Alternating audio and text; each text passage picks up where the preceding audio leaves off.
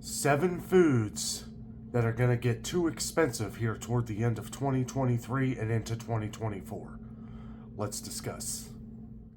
Good afternoon, everyone. Welcome back to another Coffee Rant with Dano. Today, we are drinking the Universal Studios Mystery Coffee. Nobody here seems to know the name of it.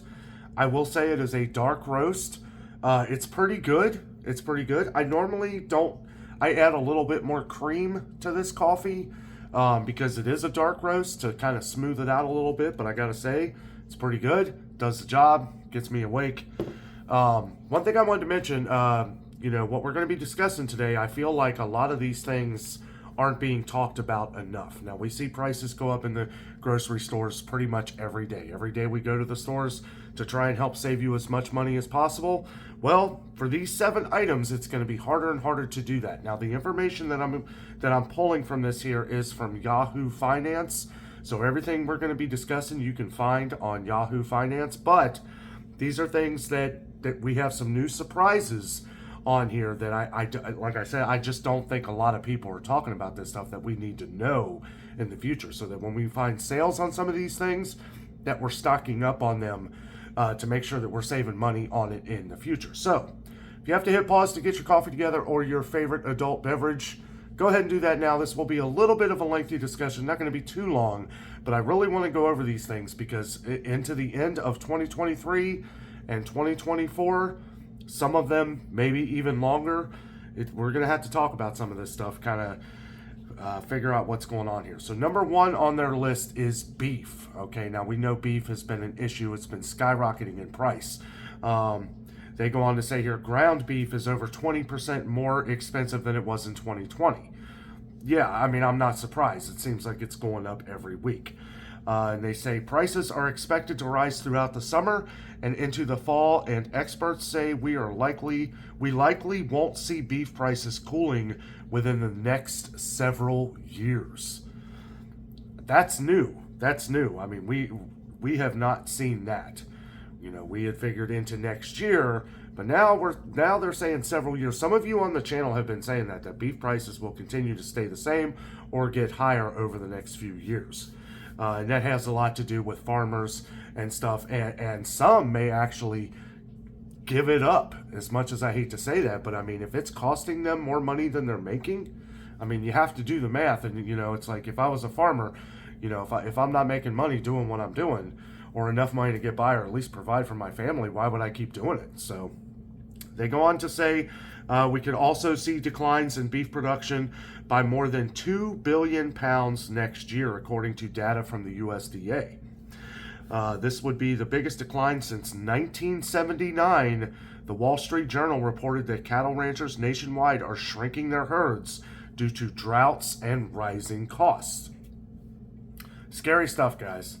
Really scary. And we're seeing more and more of these kind of things happening, not just with farmers, but other companies, different job losses, places that are shutting down, over everything over the last month that we've been discussing, the whole whirlwind of different things that have been going on with companies closing, trucking companies closing, different meat packaging places closing. I mean, guys, it's getting real. We need to pay attention. So number 2 on this list is oranges. Now, this is kind of a new one, but it's not surprising. It's not really surprising because we have some different things going on with oranges, especially with hurricanes and stuff like that down here in Florida. And we just had the hurricane in California too. 2 major production areas of oranges. So anyway, Yahoo goes on to say citrus harvests in Florida have been trending lower over the past 2 decades due to hurricane winds and disease. Now, this is something, so I'm try and fix our lighting there. There we go. Might be a little better. I am actually in our hotel, so it's kind of hard to adjust the lighting and get used to it here. But anyway, so the harvests have been declining, trending lower over the last couple decades due to hurricane winds and disease. The cost of a gallon, now we know this, the cost of a gallon of orange juice has skyrocketed in price. We've seen this over the last couple of years, and it keeps going up. We see this pretty much on a weekly basis. We'll see a different brand of orange juice go up in price. and they're saying it's 17.5%. That sounds like a right number. I mean, for someone like me who goes into the stores every day to check on these prices for you guys, that seems like it's right on the money. The cost of a gallon of orange juice has increased 17.5% since early 2022, reaching $10 in some areas of the country. Could you imagine paying $10 for a gallon of orange juice? Wow. I mean, let us know. Some of our coastline viewers here, let us know. Is that what it costs in New York? Is that what it costs in California? Let us know what some of these orange juice prices is, because that is crazy. And you would think, like California, you would think it would be a little cheaper, right? That's not what we've been hearing. We've been hearing it's, I mean, I know everything's expensive out in California. I mean, it really is, but okay.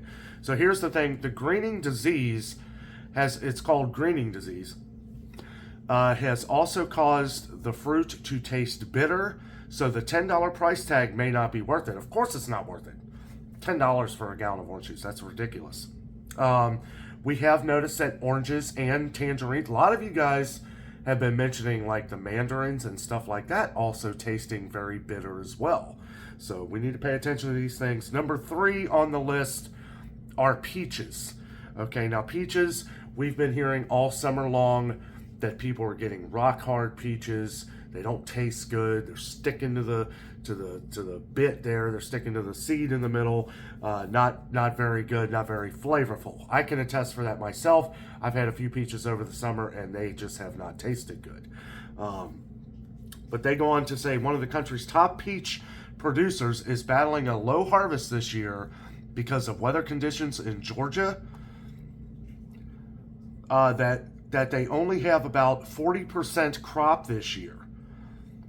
I mean, that's not too surprising. They had a bad drought over the last like 7 or 8 months, so it's not too surprising. 40% though, 40% crop, that sounds a little low. But we are dealing with issues. People just aren't buying them. If you go to the store, like, and buy a peach, right? You eat a peach and it tastes terrible. You think to yourself, well, okay, I'll try it again next week, or I'll wait a couple weeks when they have a new batch in there. And then you get another one and it still tastes terrible. You're probably not going to buy any the rest of the year. I mean, that's how I was. It was like, well, if they're going to taste terrible, I'm not even going to spend the money on them. They're $2.99 a pound. Now, we have seen sales lately. We said that was going to happen because they're not selling them. At least a lot of the stores in Cincinnati, Ohio, they're not selling any. So they have to try and get rid of them. 99 cents a pound. We still were seeing them on the shelf. So I don't know. Let's see. They go on to say they expect peaches to cost 20 to 50% more this year. Well, we've already seen that. We've already seen them go. I mean, I believe last year they were $1.99 a pound regular price. So that's, close. Yeah, it's 50% more. So, I mean, it is the highest number. It's usually the highest number. Sometimes people will give the low number to make you think that they're actually selling them, but we all know they're not. Okay, number 4, bread. Now, we've talked about bread. We've seen, with grains and wheat and everything else that's skyrocketing in price, that's going to have an effect on a lot of other things, cereals, different things all around the world, not just the country, all around the world. Bread, they go on to say the cost of 1 pound of white bread increased more than 15% over the last year, according to the Bureau of Labor Statistics Mid-Atlantic Information Office. I argue it's a little higher than that. Prices for whole wheat also went up by nearly 11%. That is definitely higher than 11%, at least where we live. I don't know. It feels much higher. And I know that's an overall number for the total, so it could vary from here to there. These sharp increases are largely from grain supply shortages imposed by the Russian invasion of Ukraine. I'd like to say them more with each other. We know that there's a lot of percentages of wheats and grains coming from Ukraine and Russia, or not coming from there. But, we are expected to see these prices go up even way higher as we go along here. Remember, this just started. These price increases on all of this just started about 6 months ago. So in another 6 months, even if things start to come down and come back to normal, which it needs to, we're still going to see heavy surges in prices in bread. We're seeing it in cereal. We're seeing it everywhere in cereal. Prices of Cheerios and stuff, $7.49 for a big box of Cheerios, but it's gone up like 50 cents every month. It's becoming severely unaffordable unless you do like we always talk about and buy up the sales as we see them. I mean, that's what we do. That is our main focus, to help save you money wherever we can. Okay, now here's a kind of broad one here. I was a little, now we know this, we've been talking about this on the channel here. Processed fruits and vegetables. We know that the prices of these are going to go up. They have steadily been going up for the last few months. Frozen vegetable prices jumped by more than 17% in June compared to the previous year. I mean, that sounds like a feasible number. The cost of canned fruits increased by 8% over the same period. Canned vegetable prices also went up by more than 5%. And yeah, 5%, it's been a small increase here. Aldi has gone from 58 cents a can to 64 cents a can, same as Walmart. Walmart and Aldi, you guys have been saying this in the comments a lot, I see them. Walmart and Aldi are it's like they're watching each other, because, Walmart knows that Aldi's going to bring a lot of the lowest prices on everything. Aldi knows the same thing. It's usually Aldi that does it first, and then Walmart will follow. At least that's what it's been like up in Cincinnati, Ohio for us.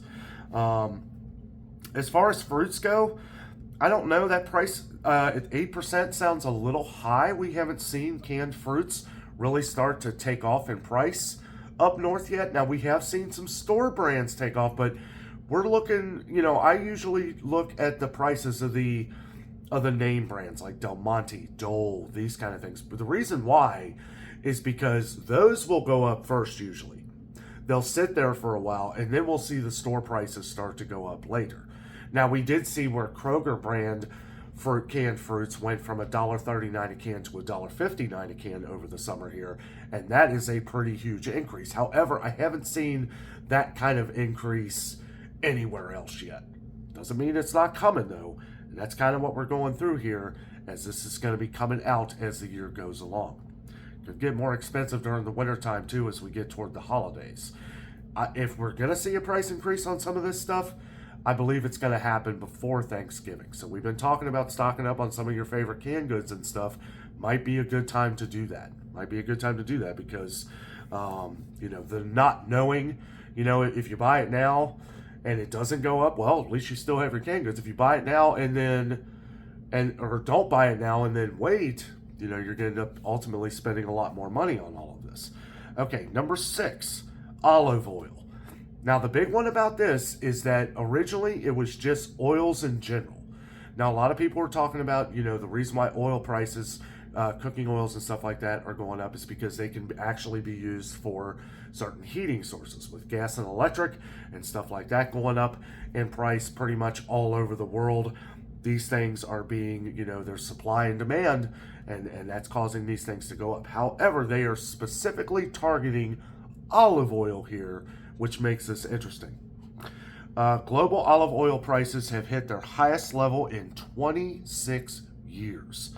26 years.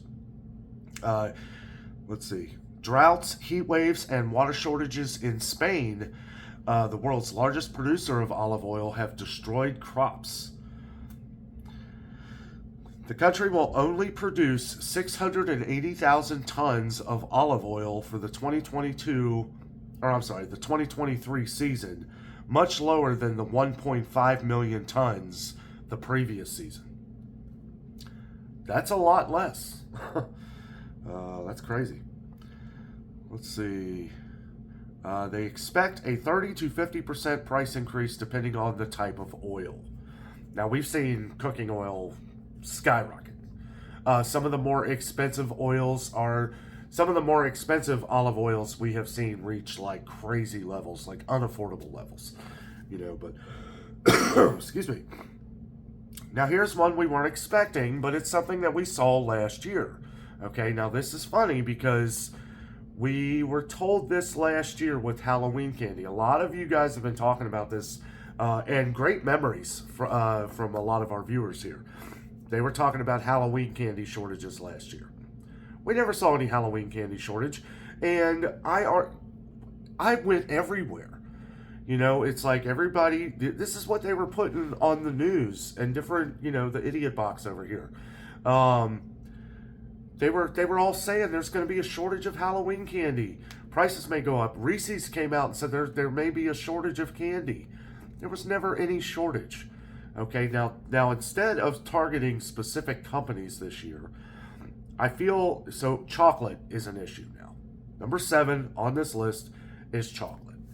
And as to where it's one that may not, you know, affect a ton of people, this is something that is a bit of an eye-opener here, because we're coming up a year later and we're still having these issues. But I'm willing to bet, today is September 5th, 2023. I'm willing to bet here in the next week or two, we start hearing of shortages of candy because of this. Do I think there's going to be any shortages? There's no way of really telling, but I don't think so. We're still going to continue to go through the stores and check to make sure. If you go to Sam's Club or Costco, there's candy all over the place. Probably more candy at Sam's Club than Costco, but anyway. Number 7, chocolate. Domestic chocolate prices have gone up 14% over the last year because of extreme weather patterns and crop disease. Sound familiar? I mean, it really is. I mean, it's just crazy how Mother Nature has just affected a lot of different things. However, do I believe that's 14% over the last year? Maybe.